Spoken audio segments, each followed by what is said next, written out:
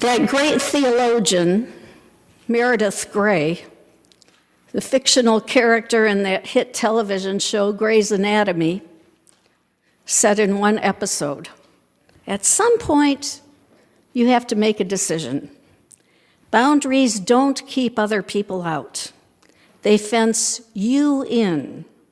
Life is messy. That's how we're made. So you can waste your lives drawing lines and building walls, or you can live your life crossing them. I think that there's some truth in what the character of Meredith said. And while I believe some boundaries are necessary, very needed, and extremely healthy, I also believe far too often we impose boundaries that not only fence us in, but keep others out. When we meet up with Jesus today, he is continuing his journey to Jerusalem, his journey toward the cross. As Jesus and his disciples continue that cross-bound journey, they move into a border area, the boundary between Samaria and Galilee, a scary and uncomfortable place. It was a boundary the Jewish people did not like to cross because it took you to a place where those hated and despised Samaritans lived. And look who Jesus meets at that border. 10 lepers who raise their voices and cry out to Jesus saying, Jesus, Master, have mercy on us. These lepers, knowing they are unclean, keep their distance from Jesus because that is what the law stipulates. By law, they are not to go near those who do not have leprosy. And enduring the status of outcast and unclean, they are required to live apart from the rest of society. They are required to live within yet a different kind of boundary, one that keeps them isolated from others.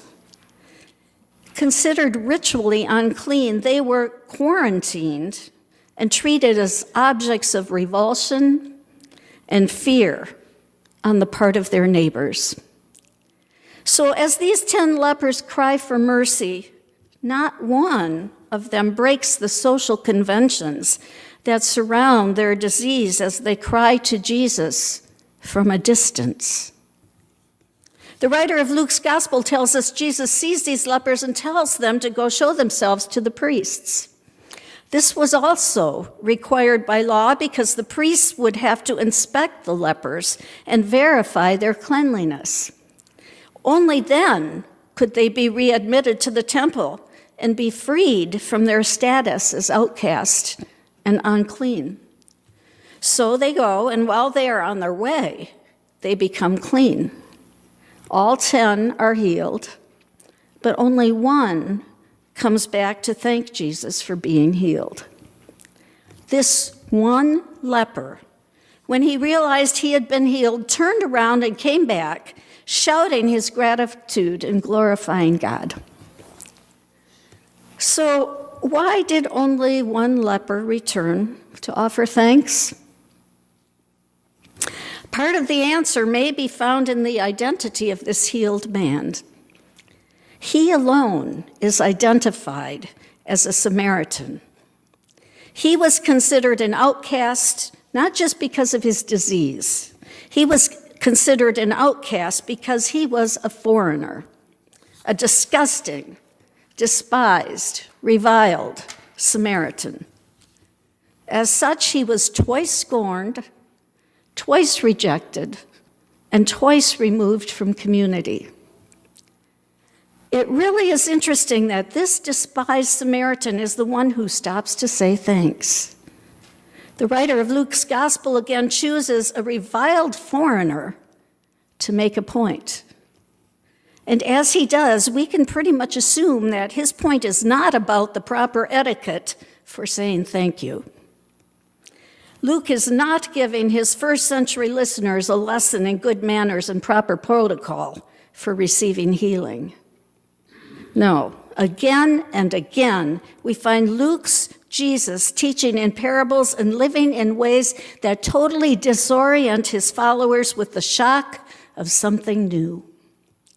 Again and again, Luke's Jesus shows the people that God is close at hand in your neighbor, in those you don't consider neighbors, in an act of compassion, and in a touch of healing. So why was it the Samaritan who came back to thank Jesus? Jesus had not made a formal thank you part of the bargain. He simply told them to go and show themselves to the priests. We really do not know why the Samaritan is the only one to return. However, just maybe, the writer of Luke was more interested in describing the boundaries of God's grace. Boundaries that ultimately will expand to include even those the world defines as unclean, foreign, alien, and impure. Luke seems to be telling us a story about a very daring boundary crossing, a crossing that is daring on the part of Jesus and also on the part of the Samaritan. So the Samaritan alone returns, and if we look at his posture, we discover that he comes close to Jesus and humbly lies down at Jesus' feet.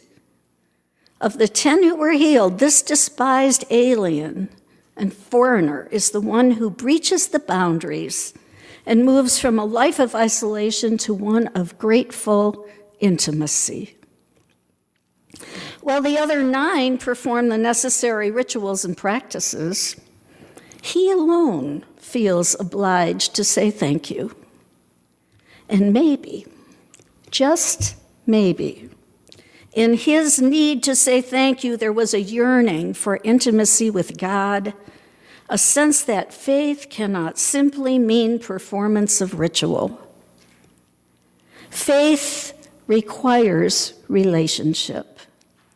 Faith, something that in itself is all gift, lures us, grasps us, and draws us into relationship with God, a relationship that is healing, intimate, humbling, and yes, even dependent. I cannot help but wonder if part of the illness we are seeing within today's culture and climate is due to a deep self-centeredness, a viewpoint that assumes we are right, that assumes we are entitled to what we have. We draw deeply entrenched boundary lines and walls, and we will not cross those lines.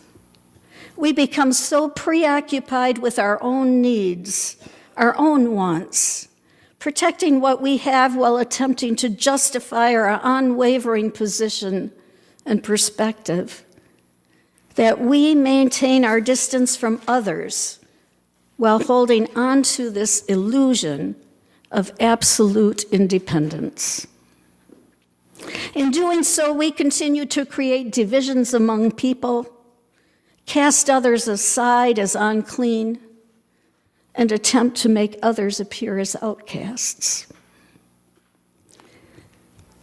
Then one of them, when he saw that he was healed, turned back.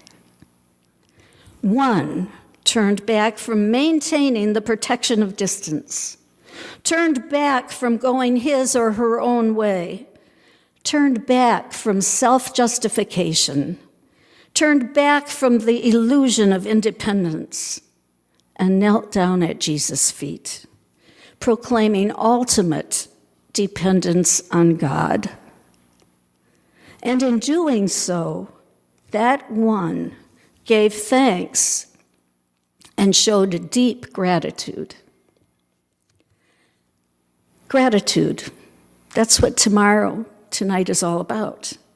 The truth is, gratitude is an expression of our need for others, of our need for God. We cannot live within our deeply entrenched boundaries, live at a distance, and become truly healed at the same time. That does not happen. And in fact, the matter is, all that we have, all that we think we are entitled to, all of our stuff, our health, our position, our job, the list just goes on and on, all of it is gift. As one UCC pastor puts it, she says, like the food that nourishes our bodies, these things do not grow up independently within us, but are literally foreign, alien to us, gifts from beyond ourselves that lure us into mutual interdependence with all others who have been embraced by a God who reached beyond the boundaries that we and the world have established to tell us we belong. We belong. We belong to God. And when we begin to grasp this, the fact that all is gift, we begin to know gratitude. And it is gratitude that teaches us about the truth of our very lives. The truth that we live in a profoundly interdependent world. The strength and health of our communities, of our country, and the health of our very selves comes to us as a gift when we live in relationship to others. The healthiest people I know are those whose lives are not lived as the self-made man or woman, living within their protective boundaries. The healthiest people I know are those whose very lives express deep gratitude as they have reached across boundaries to enrich and embrace others and be embraced by others. The healthiest people I know are those who know that to be truly well requires the embrace of the alien grace of God, the alien grace of Christ's daring love, the embrace of the God who crosses all boundaries to love us where we are and as we are, and make us God's own. Amen.